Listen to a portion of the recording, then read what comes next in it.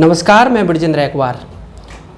आप सभी का द BR शो में स्वागत है। द BR शो में इस बार कैरियर विषय पर चर्चा होगी।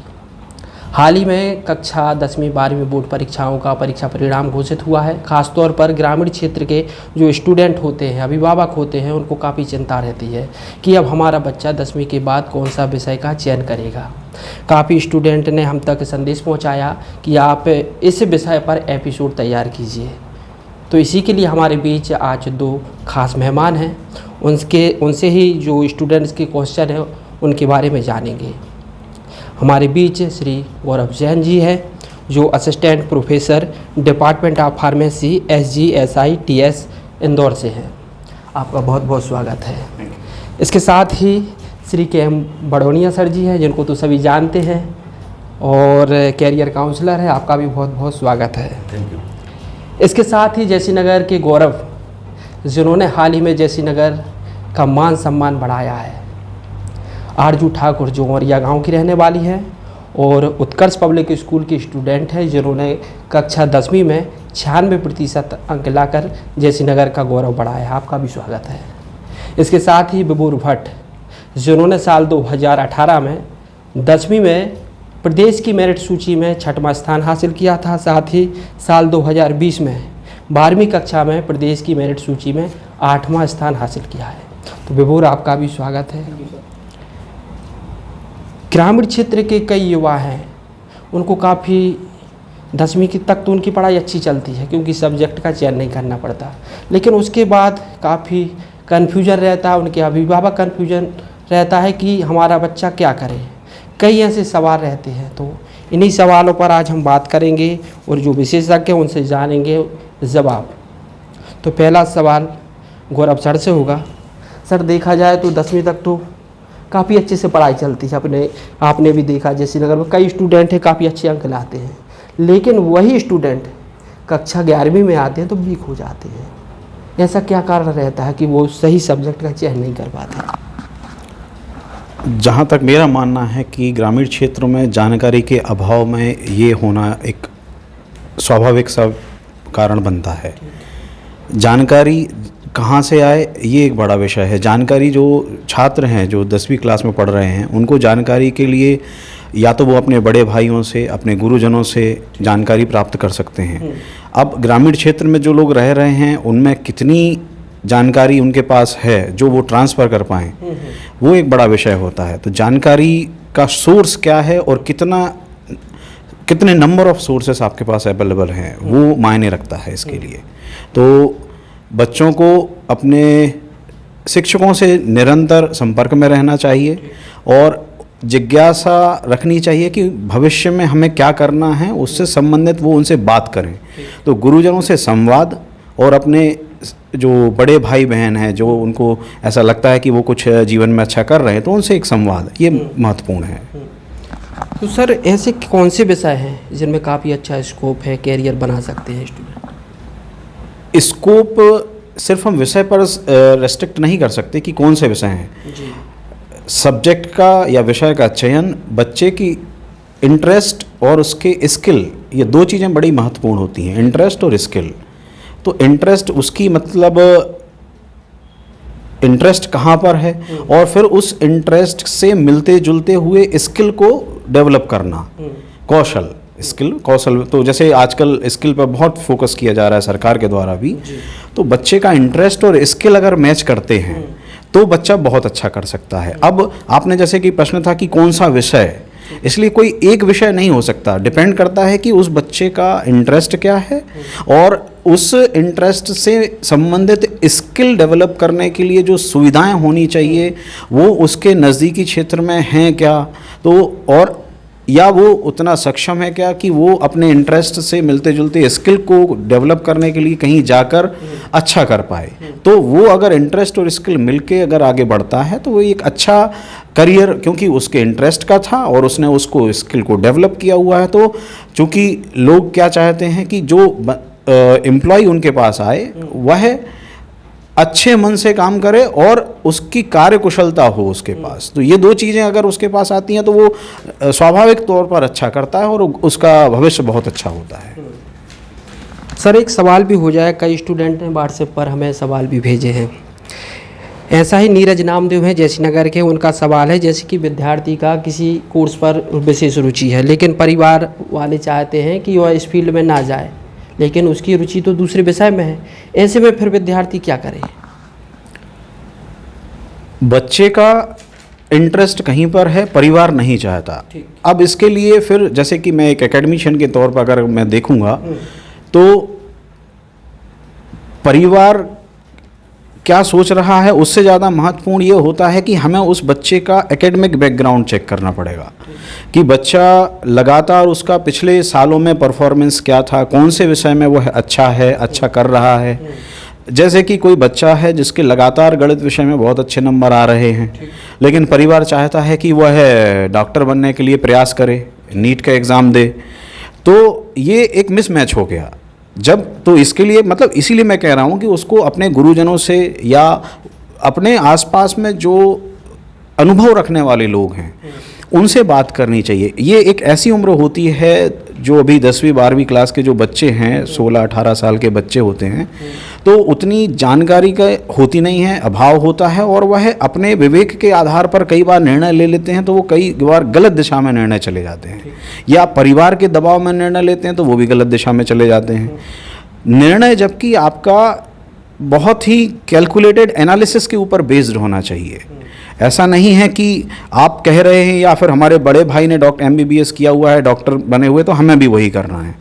आपका एनालिसिस क्या कह रहा है, आपकी मार्कशीट्स क्या कह रही हैं, आपका इंटरेस्ट क्या है, फिर वहाँ से निकल के चीज़ें आती हैं और उसके आधार पर तय होगा कि आपको कौन से विषय में जाना चाहिए। तो किसी के कहने से ऐसा नहीं हो सकता कि आप कुछ कह रहे हैं, परिजन कुछ कह रहे हैं, आपको उसके लिए एनालिसिस करनी पड़ेगी। तो एनालिसिस के आधार पर ही तय करना चाहिए कि क्या ठीक होगा। भड़ोनिया सर आपसे कैरियर काउंसलर भी हैं। शहरों में देखा जाए कई संस्थान रहती है, कैरियर काउंसलिंग भी होती है, लेकिन ग्रामीण क्षेत्रों में ये अभाव है, तो सही मार्गदर्शन बच्चों को नहीं मिल पाता। जी। तो एक शब्द जो आता है कैरियर काउंसलिंग, ये हम कॉलेज में स्कूल में सुनते हैं, लेकिन ये है क्या, इसकी आवश्यकता क्यों पड़ी? कैरियर काउंसलिंग जो बेसिकली एक शब्द है, या हम बात करेंगे कैरियर की, तो कैरियर से मतलब होता है कि आपके रुचि के अनुसार आपके कौशल का विकास करके और आपने जिस क्षेत्र का चयन अपने जीविकोपार्जन के लिए किया है वो आपका कैरियर है। अब कैरियर काउंसलिंग क्या है? तो काउंसलिंग को जो हिंदी मीनिंग है दैट इज़ परामर्श, मतलब हम एक परामर्श कर रहे हैं आपके जीविकोपार्जन के लिए, आप रुचि के आधार पे कौन सा कौशल अपना रहे हो। तो अब होता क्या है कि जब तक ये चूँकि परामर्श वाला मैटर है, जैसे मतलब आप जाते हो डॉक्टर के पास में, आपको किसी प्रकार से कमजोरी है, कोई बीमारी है, आप जाके डॉक्टर से बात करते हो, उसे आप अपने लक्षण बताते हो, उसके बेस पे डॉक्टर डिसाइड करता है और आपको कुछ परामर्श देता है।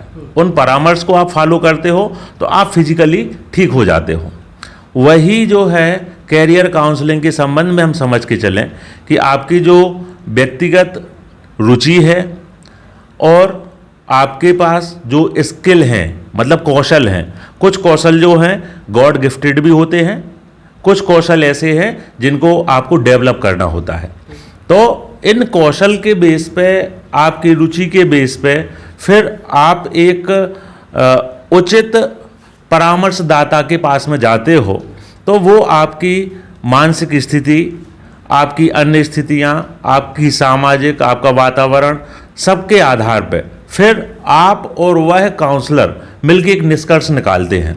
वह निष्कर्ष जो निकल के आता है उसको फॉलो करने से आप एक अच्छा कैरियर जो है पा सकते हो। इसमें मेरा एक ये कहना होता है कि कैरियर के संबंध में बच्चे बहुत ज़्यादा भ्रमित रहते हैं। जैसे हमारे गौरव सर ने कहा कि उनने कहा कि अभी आफ्टर 10th हम मान के चलें, किसी से पूछा हमने, बेटा आपने बायो क्यों लिया? तो उन्होंने कहा वो मतलब पापा ने कहा था। किसी से कहा इंजीनियरिंग मतलब आपने जो है मैथमेटिक्स क्यों ले लिया? तो उन्होंने कहा हमारी फ्रेंड ने लिया है। किसी से कहा बेटा आपने आर्ट क्यों ले लिया, तो उन्होंने कहा यहाँ पे कोचिंग नहीं है मैथ की, इसलिए हम आर्ट ले रहे हैं। तो बच्चे जो है वो आसपास के वातावरण से प्रभावित होके यहाँ सब्जेक्ट डिसाइड कर रहे हैं, जबकि 10th क्लास के बाद ही आपका जो है एक ऐसा मोड़ आता है जहाँ से आपका पूरा भविष्य निर्भर होता है, और वहाँ से आपने यदि एक गलत निर्णय लिया उसके बाद आपको फिर परेशानियाँ बनते चली जाती हैं। तो हम चाहते हैं कि 10th के बाद ही बच्चे कैरियर काउंसलिंग कराएं और उसके बाद ही विषय का चयन करें। और दूसरी बात इसमें ये एक ज़्यादा महत्वपूर्ण है कि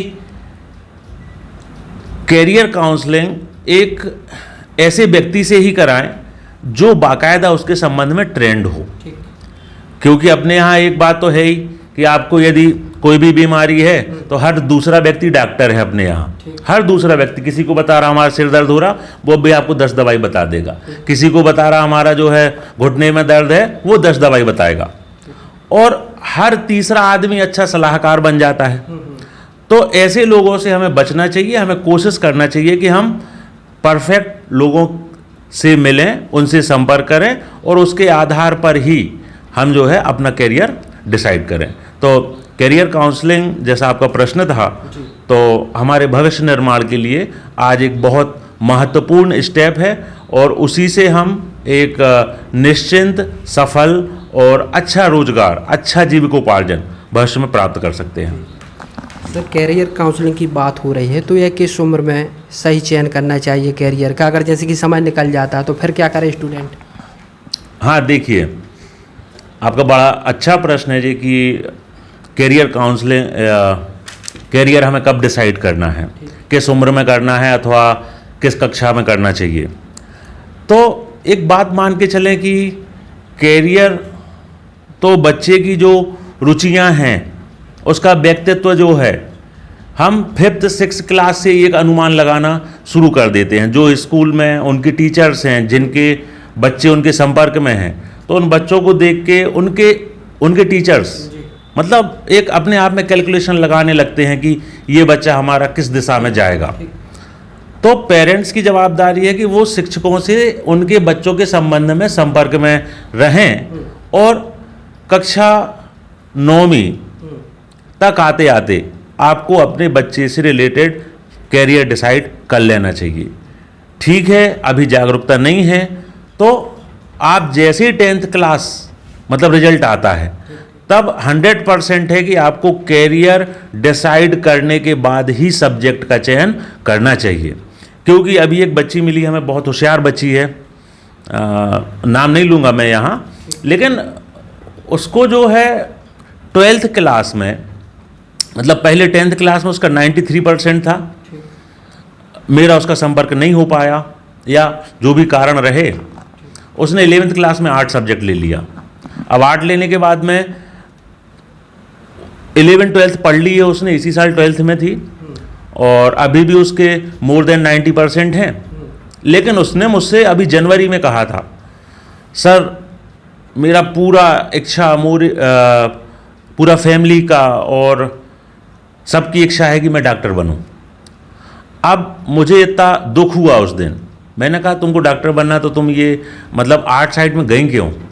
तो बोली सर वो मुझे उस समय पे मालूम नहीं था।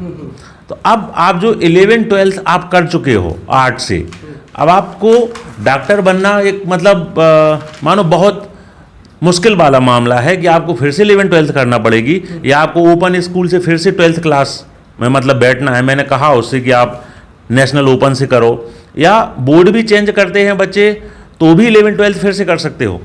लेकिन जो आपका एज, मान लो आप 16-17 में हो, उसके हिसाब से आपका सिलेबस डिसाइड होता है।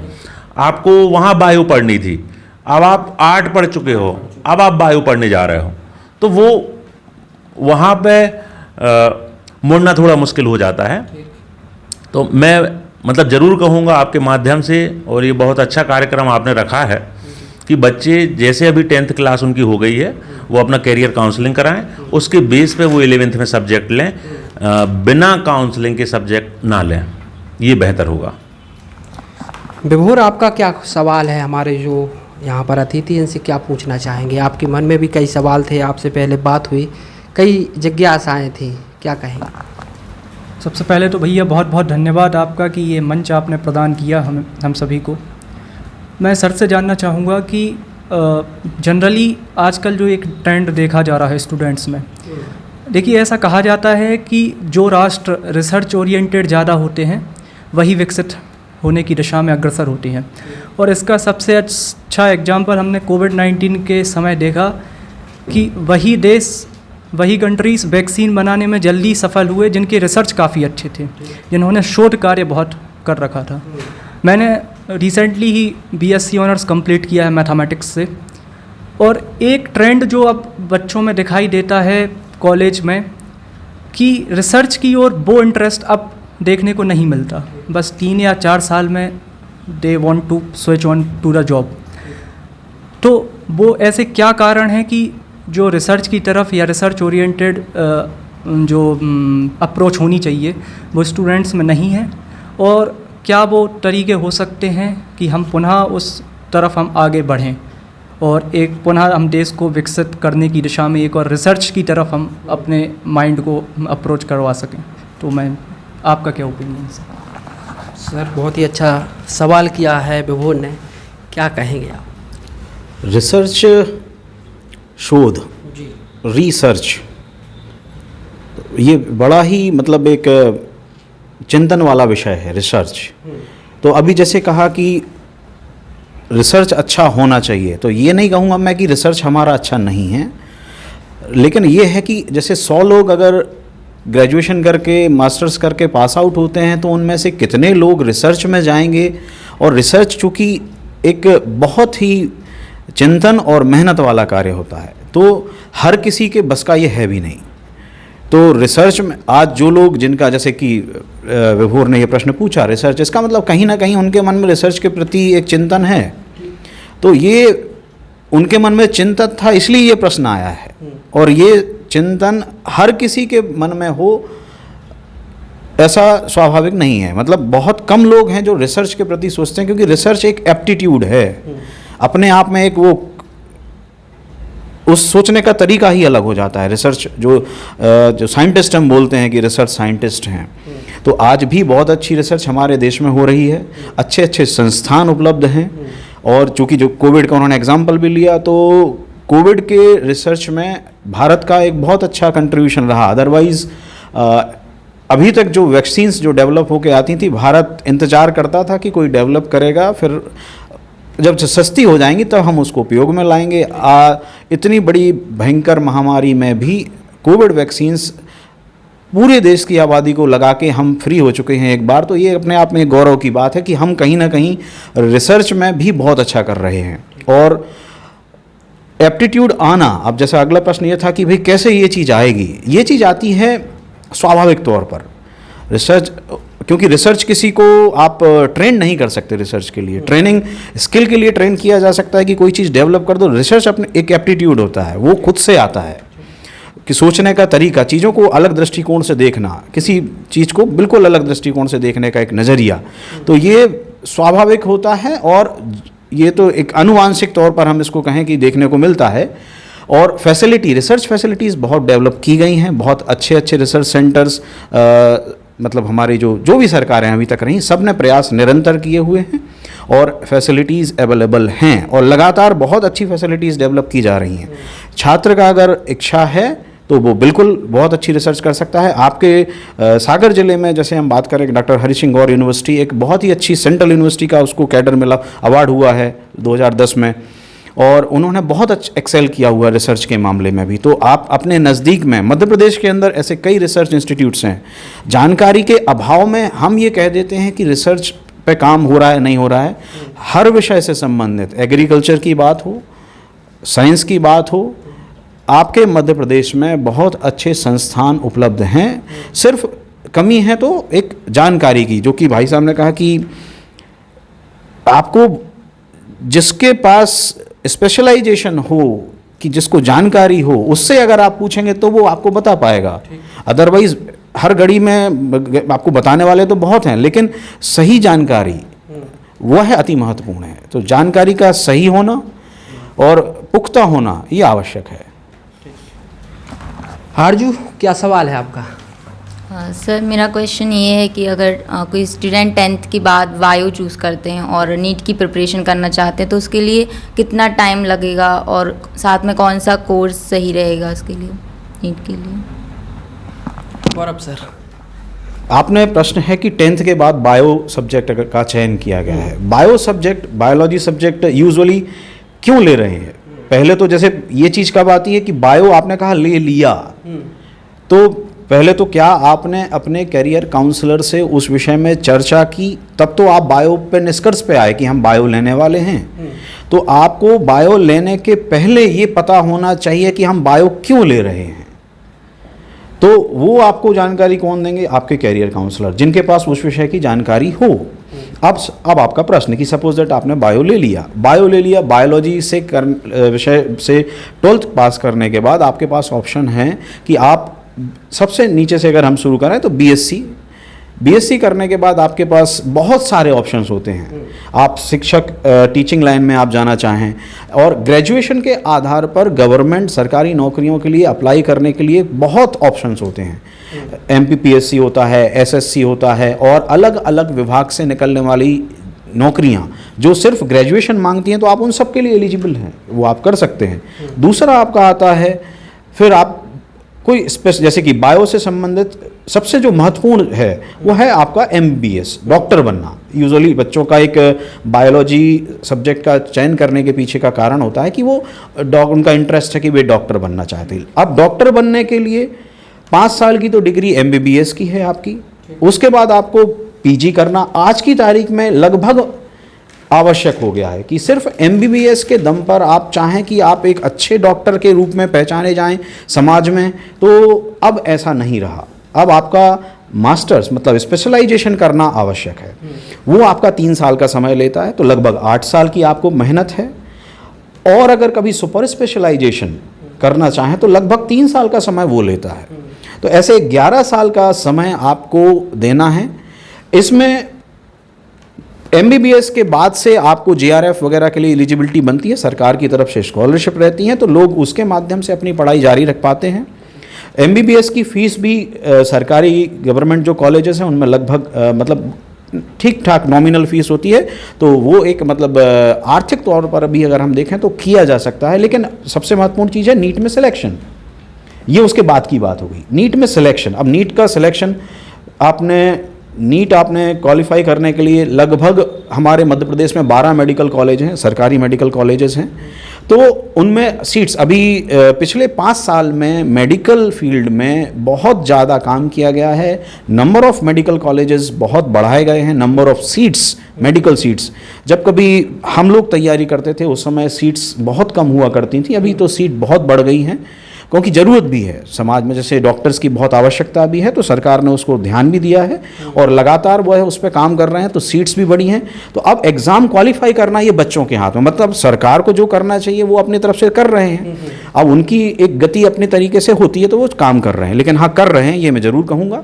दूसरा हमारा होता है कि क्या हम एग्ज़ाम क्वालिफाई कर पाएँ, तो वह एक, और चूँकि कहा गया है कि सफलता के लिए परिश्रम और मेहनत तो करनी ही पड़ेगी, बिना परिश्रम और मेहनत के आपको सफलता नहीं मिल सकती। तो ये एक आपकी मेहनत पे है कि आप किस तरीके से मेहनत कर रहे हैं। क्योंकि नीट के लिए आजकल जो वातावरण है शहरों में, आजकल 11वीं और 12वीं क्लास से बच्चे नीट की प्रिपरेशन स्टार्ट कर देते हैं। तो अब क्योंकि समय बहुत महत्वपूर्ण चीज़ होती है, 12वीं के बाद ड्रॉप नहीं लेता आप कोई, 1 साल बहुत महत्वपूर्ण होता है। तो बच्चे 10वीं के बाद से चालू करते हैं, 11वीं 12वीं तैयारी करते हैं, 12वीं के साथ में उनका अगर नीट में सिलेक्शन होता है तो वह गवर्नमेंट मतलब जो भी उनको कॉलेज मिलता है वह वहाँ से अपनी आगे का अध्ययन पूरा करते हैं। बड़ौनिया सर जी, आप नवोदय से पास आउट स्टूडेंट हैं, पहले जो पढ़ाई थी और अब वर्तमान की पढ़ाई में कितना चेंजिंग आ गया है? पढ़ाई और कोर्सेज से बात करें, चूँकि मैं मतलब नवोदय से मेरी स्टडी हुई है, हॉस्टल लाइफ हमने, गौरव भी हमारे जो है नवोदय से ही हैं, तो पढ़ाई में अगर जैसे अंतर का कहा है आपने, तो एक सबसे बड़ा जो मतलब उस समय में और इस समय में आज अंतर है, मतलब 2000 में मैंने 12th पास करी थी, तो एक बैच था, एक समय था जहाँ बच्चे जो है पढ़ाई के लिए बहुत ज़्यादा समर्पित रहते थे। अब धीरे धीरे एजुकेशन में आया चेंज, और मतलब टेक्नोलॉजी एजुकेशन के साथ में जुड़ती गई, जो हम लोग हमेशा ऑफलाइन, चूँकि उस समय मोबाइल वगैरह तो मतलब सुना भी नहीं था भी नहीं। अब उसके बाद आज जो है मोस्टली स्टडी आपकी ऑनलाइन पर डिपेंड हो गई है ना। कंप्यूटर जो है जगह जगह अवेलेबल हैं, इंटरनेट है, ब्रॉडबैंड है, तो एजुकेशन जो है बहुत एक अच्छे तरीके से टेक्निकली मतलब डेवलप हुआ है। अब एजुकेशन जो नेट और ब्रॉडबैंड के बेनिफिट से डेवलप हुआ, उसके साथ कुछ हार्म्स, कुछ उसके जो है मतलब कमियां भी आई बच्चों के साथ, कि बच्चों को जो है ऑनलाइन एजुकेशन देने के लिए हमने मोबाइल प्रोवाइड करा दिए। उन मोबाइल्स के कारण बच्चे जो है उनका माइंड मतलब डाइवर्ट हो गया, मतलब नेगेटिव साइड। तो अब बच्चे जो है उनका प्रेफरेंस में ये मोबाइल और एंटरटेनमेंट ये ज़्यादा आ गया, और स्टडी उन्होंने एक साइड रख दी। मतलब ठीक है, अभी भी 60% बच्चे स्टडी को प्रेफर मतलब कर रहे हैं, लेकिन बुक्स से पढ़ाई करने वाले और स्टडी को प्रेफर करने वाले बच्चों का जो अभी 60% हो गया, वो पहले 90% था। 30% बच्चे हम देख रहे हैं, हम चूँकि स्कूल में यहाँ पे 11th 12th अच्छी खासी स्ट्रेंथ है हमारे हमारे स्कूल में जो है लगभग ऐसे 800 बच्चे इस साल में 12वीं में। तो मोस्टली स्टूडेंट्स जो है वो मोबाइल में अपना समय बिता रहे हैं, और ये सबसे बड़ी परेशानी है उस समय के एजुकेशन की और आज के एजुकेशन की। मतलब टेक्निकली हम डेवलप हुए हैं, लेकिन उस टेक्नोलॉजी का बच्चों के साथ में दुरुपयोग हो रहा है। तो मैं आपके माध्यम से उन बच्चों को एक संदेश भी दूंगा यहाँ से कि एजुकेशन बहुत अच्छा हो गया है, और मोबाइल आपको यदि मिला है तो उसका आप एजुकेशन के लिए, अपने स्किल को डेवलप करने के लिए उपयोग करें, उसके साथ समय बर्बाद ना करें। यदि किसी भी बच्चे को आज लगता है, जैसे इसको आरजू को क्वेश्चन है कि हमको नीट क्वालिफाई करना है, तो मेरा इसको सबसे पहला सजेशन होगा कि बेटा 24 आवर में से ओनली हाफ आवर मोबाइल का यूज करना, तो आपका सिलेक्शन होगा, अदरवाइज कोई आपका सिलेक्शन नहीं करवा सकता। मतलब क्योंकि वो एक ऐसी दुनिया है, फैंटेसी है, वो एक मतलब मायावी दुनिया है, काल्पनिक दुनिया है, जहां आप अपनी ऊर्जा, अपना समय लगातार बर्बाद करते हो। तो आप यदि वहां कंट्रोल कर लोगे, हाँ ठीक है, यदि आप ऑनलाइन क्लास मतलब ले रहे हो तो ऑनलाइन मतलब उसके लिए आप जो है लैपटॉप यूज करो, कंप्यूटर यूज करो ऑनलाइन क्लासेस के लिए। मोबाइल पे आप ऑनलाइन क्लासेस मत लो, आप टैब यूज करो जिन पे आप अदर साइट्स पे ना जा पाओ। और मोबाइल यदि आपने उस पर कंट्रोल कर लिया, देन आपको सफलता मिलेगी। तो ये टेक्नोलॉजी का समावेश हुआ है आज के एजुकेशन में, पहले ये हमारे समय पे नहीं था। जी सर, आपके लिए एक सवाल है जो ज़्यादातर स्टूडेंट ने पूछा, विशेष रूप से आपसे। ग्रामीण क्षेत्र है, कई सब्जेक्ट ऐसे होते हैं यहाँ विशेषज्ञ नहीं है जी। और कई अपने यहाँ जैसे नगर में देखा जाए तो एग्रीकल्चर विषय नहीं है। कई स्टूडेंट इस विषय को लेना चाहते हैं लेकिन नहीं ले पाते क्योंकि वो विषय नहीं है और विशेषज्ञ भी नहीं है। कई ऐसे हैं कि कई स्कूलों में देखा जाए तो शिक्षकों की कमी है। तो ये सवाल कम से कम 50 स्टूडेंट ने पूछा है, इस पर क्या कहें? देखिए, मैं इसके संबंध में बताऊंगा कि ये समस्या गवर्नमेंट भी समझ रही है। तो मध्य प्रदेश शासन ने एक ICS कैरियर GPS ऐप मतलब तैयार किया 2 साल पहले। तो लक्ष्य मध्य प्रदेश करके उसका नाम दिया, और सभी गवर्नमेंट स्कूल में 2-2 टीचर के लिए उसके लिए ट्रेंड किया गया, 9 to 12th वाले जो स्कूल्स हैं। तो लक्ष्य मध्य प्रदेश में ICS कैरियर GPS ऐप, ये हमारे विद्यालय के स्टूडेंट्स भी मतलब हमने उनको डाउनलोड कराया। उस ऐप के अंदर बच्चे जो है आसानी से अपनी ईमेल आईडी, समग्र आईडी, स्कूल का मतलब डाइस कोड डाल के और वो ऐप अपने मोबाइल में इंस्टॉल करके उसका यूज कर सकते हैं। उस ऐप के अंदर मतलब मैं इसी आंसर पे आऊँगा आपका थोड़ा सा इस विषय को लेते हुए। तो उस ऐप के अंदर जो सबसे अच्छी विशेषता है कि आपके लिए विशेषज्ञों द्वारा एक पूरा प्रोग्राम तैयार किया गया, कुछ क्वेश्चंस तैयार किए गए जो मतलब इस तरीके से उनका क्रम रखा गया कि उनके लास्ट में बच्चे का जो रिजल्ट आएगा वही उसकी अभिरुचि मतलब मानी जाए। उसका व्यक्तित्व परीक्षण, उसकी अभिरुचि, उसकी रुचि, कैरियर रिलेटेड मतलब वो बच्चा क्या सोचता है, सभी कुछ उस ऐप के अंदर मतलब क्वेश्चन वगैरह जो है ऐसे डेवलप हैं। आप उनके आंसर दे दोगे, लास्ट में जाके उसके रिजल्ट में आपको एक कैरियर निकल के आ जाएगा कि आपको ये इन फील्ड में कैरियर आपको अवेलेबल है। अब उसी ऐप में जब हम आगे बढ़ते हैं, जब हमें मालूम चल गया मतलब 10th क्लास में हमने उसको इंस्टॉल किया है मतलब ऐप को, वो तो 9th क्लास से अवेलेबल है।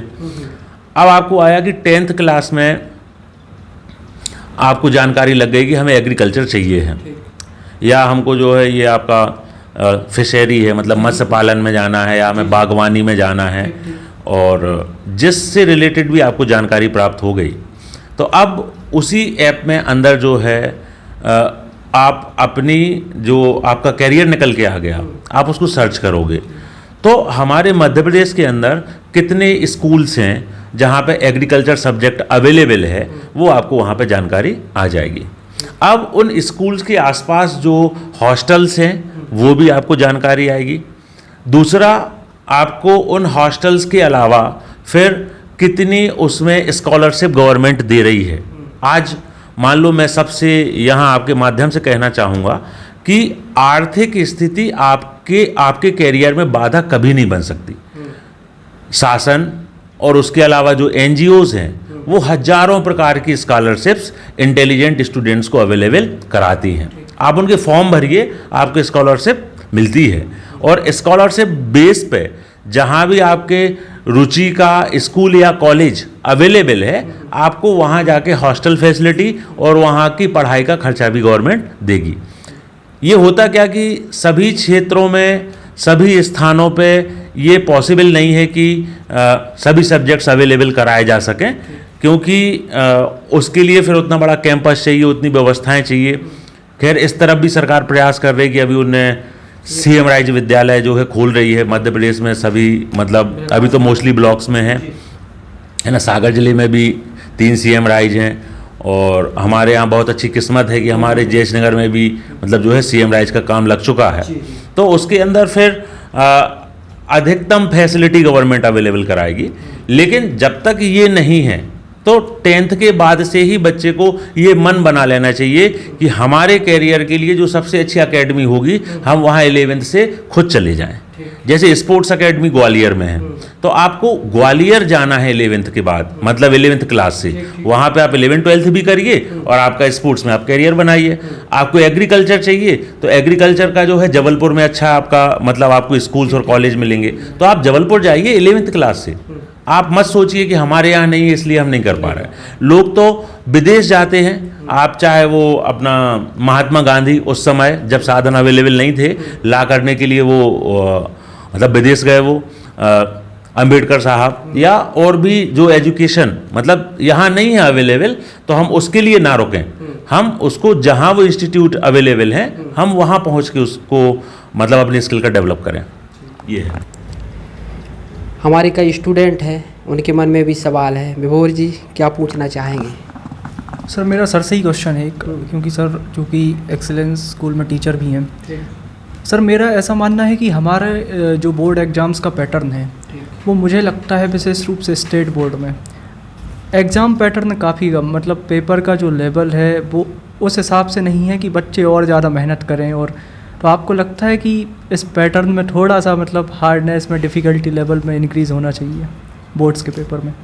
जी, बहुत बढ़िया क्वेश्चन है आपका। और ये स्टेट बोर्ड के संबंध में मेरे पास एग्जाम्पल भी है इसके लिए कि 2000 में जब मैंने मैं 12th में था, उस टाइम पे एक क्वेश्चन केमिस्ट्री का, मैं चूँकि साइंस से रहा हूँ तो मेरा एक क्वेश्चन था केमिस्ट्री का जो मुझे आया था 1 मार्क में। ऑप्शन में था, मुझे पूरा सॉल्व करने के बाद ऑप्शन में मुझे 1 मार्क में टिक करना था, और वही सेम क्वेश्चन एमपी बोर्ड में 6 मार्क्स में आया था। यहाँ वो उसको सॉल्व कर रहे थे, पूरा उसको लिखा उनने, तो वो यहाँ पे 6 नंबर का था और हमें वहाँ पे वो 1 मार्क में था, हमें अकेला आंसर उस पर टिक करना था। तो ये बड़ा अंतर अपने एमपी एजुकेशन, एमपी जो अपने यहाँ मध्य प्रदेश शैक्षिक अनुसंधान की किताबें चलती थी और हमारा बोर्ड पैटर्न, तो उसमें ये बहुत बड़ी खामी थी। अब इसको जब गवर्नमेंट ने समझा है तो अभी 4-5 साल पहले उनने पूरा एनसीईआरटी जो हमारा राष्ट्रीय शैक्षिक अनुसंधान है उनके द्वारा, national council for research and training centre कहलाता वो, तो उसके द्वारा जो पाठ्यक्रम तैयार होता है वह पाठ्यक्रम अभी मध्य प्रदेश में लागू हो गया है। धीरे धीरे जाके मतलब इसी साल एनसीईआरटी की इंग्लिश भी मतलब एमपी बोर्ड में लगा दी गई है। ये बहुत अच्छा मार्केबल क्वेश्चन था और हम लोग इसमें बहुत डिमांड करते थे कि यहाँ के सिलेबस में और सेंट्रल स्कूल के सिलेबस में बहुत ज़्यादा डिफरेंस है। इसलिए ही तो जितनी भी प्रतियोगी परीक्षाएं होती थी, जितने कॉम्पिटिटिव एग्जाम होते हैं, तो उनमें एनसीईआरटी वाले तुरंत निकाल लेते थे, क्योंकि वो उस लेवल की पढ़ाई करके आ रहे हैं। और हमारे यहाँ एमपी में जो पढ़ाई करके आ रहा है वो पहले जाके एनसीईआरटी की किताबों की कोचिंग करते थे, मतलब 11-12 इन्हें पढ़ लिया एमपी बोर्ड से, फिर ये जाके वहाँ 2-3 साल काय में खर्च कर रहे हैं एनसीईआरटी की 11-12 की किताबें पढ़ने में। तो वो गवर्नमेंट को अभी आया है और फिर गवर्नमेंट ने एनसीईआरटी की बुक्स ही एमपी में लगाई हैं। और अभी जब नेशनल एजुकेशन पॉलिसी भी आ गई है, राष्ट्रीय शिक्षा नीति, तो उसके अप्लाई होने में भी पूरे देश के अंदर फिर एक जैसा उनका स्टडी का मतलब लेवल रहने वाला है और एक जैसा एग्जाम पैटर्न भी रहेगा। तो ये सुधार मतलब चल रहा है और कुछ हद तक हो भी गया। फिजिक्स, मैथ, केमिस्ट्री सभी एनसीईआरटी और एमपी का अब एक जैसा है। पेपर का लेवल जो है वो भी अब चूंकि जब एक जैसा पाठ्यक्रम चल गया है तो फिर क्वेश्चन की हार्डशिप जो है अपने आप भी इस सिलेबस के अंदर आई है। तो अभी और सुधार हो रहे हैं, बाकी अभी बहुत कुछ अच्छा हो चुका है। धीरे धीरे सुधार हो रहे हैं। आरजू, क्या सवाल है? सर मेरा क्वेश्चन सर से है कि जो स्टूडेंट 10th के बाद नीट नहीं कर पाते हैं, 12th के बाद करते हैं और उसमें उनका सिलेक्शन नहीं हो पाता है, तो उसके लिए और कौन कौन से कोर्सेज हैं जो वो कर सकते हैं और उसी स्कोप में और आगे बढ़ सकते हैं? बढ़ोनिया सर। हाँ, आपने जो कहा कि मतलब यदि किसी का एम है, लक्ष्य है, उद्देश्य है, उसने बना के रखा कि मुझे आफ्टर 12th नीट ही मतलब क्वालिफाई करना है, और इन केस किन्हीं कारणों से मतलब बहुत सी रीजंस होते हैं कि बच्चा यदि नीट क्वालिफाई नहीं कर पाया, तो उसके लिए मेरे पास सबसे पहले तो मैं ये कहूँगा कि यदि आपने एक बार दिया है उस कंपटीशन में आप अपीयर हुए हो, तो आप 1 साल और अपने स्किल को डेवलप करो और हार्ड मेहनत करो, क्योंकि ये नीट का तो एक मतलब पैटर्न बन के रह गया है कि एक गैप तो बच्चों के साथ में मतलब लग ही जाता है, क्योंकि ये खाई इसलिए भी पूरी नहीं हो पा रही क्योंकि जो और पहले से बच्चे लगातार एडमिशन लेते आ रहे थे, तो वो अब जो बच्चे पिछली साल क्वालिफाई नहीं हो पाए वो इस साल बैठेंगे। आप फ्रेशर होके बैठे हो तो ज़्यादा चांसेस उन बच्चों के सिलेक्शन के हैं, उनके टॉप होने के हैं। फिर अगली साल जब आप तैयारी करके बैठोगे, क्योंकि आपके पास में अभी बोर्ड पैटर्न से आपने पढ़ाई करी है 12th क्लास की, तो बोर्ड के हिसाब से तैयारी करने से होता क्या है कि आप वहाँ पे डिस्क्रिप्टिव की तैयारी कर रहे हो, आपके ऊपर परसेंट बनाने का दबाव है, आपके ऊपर हिंदी और इंग्लिश भी पढ़ना है। लेकिन जब आप बेसिकली नीट के लिए प्रिपरेशन करते हो, आपको वहाँ पे अकेला बॉटनी, जूलॉजी, केमिस्ट्री और फिजिक्स पढ़ना है, आपको वहाँ परसेंटेज से मतलब नहीं, वहाँ पे आपको डिस्क्रिप्टिव तैयार नहीं करना, आपको अकेला ऑब्जेक्टिव पेपर आना है। तो 1 साल फिर और गैप लेके आप तैयारी करो। हाँ, उसके बाद भी यदि ये रहता है कि हम मतलब इसमें नहीं आ पाए, तो किसी तरह से आपको डिसअपॉइंट नहीं होना है, निराश नहीं होना है। बहुत से विकल्प हैं, मतलब ये मानिए कि आपको अब यदि मेडिकल लाइन में ही जाना है तो बहुत से पैरामेडिकल कोर्सेज हैं, मतलब जैसे आप जो है वहाँ नर्सिंग का कोर्स है ना, नर्सिंग का भी जो है बीएससी होता है। और दूसरा फार्मेसी है ना, फार्मेसी में डी फार्मा बी फार्मा वो भी आप कर सकते हो।